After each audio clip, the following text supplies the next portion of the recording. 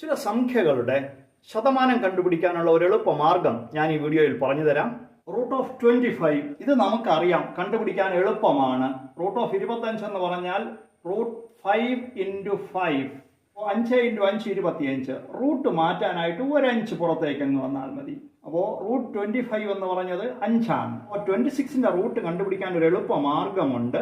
അതിങ്ങനെയാണ്: root of 25 + 1 എന്നെഴുതുക. ആദ്യം ഇതിനെ ഒരു പെർഫെക്റ്റ് സ്ക്വയറിന്റെ സമ്മായിട്ടും അതിനുശേഷം വരുന്ന സംഖ്യ ബാക്കിയായിട്ടും പ്ലസ് ഇട്ട് എഴുതുക. റൂട്ട് ഓഫ് 25 എന്ന് പറയുന്നത് 5 ആണെന്നറിയാം. 5 പ്ലസ് ഇനി 1ന്റെ റൂട്ട് കണ്ടുപിടിക്കാൻ നമുക്കൊരു എളുപ്പമാർഗം ഉണ്ട്.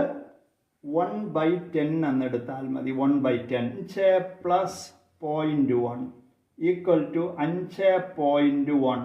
അപ്പോൾ 26ന്റെ റൂട്ട് 5.1. ഇനി എങ്ങനെ 27ന്റെ റൂട്ട് കണ്ടുപിടിക്കും? ഓഫ് 25 + 2.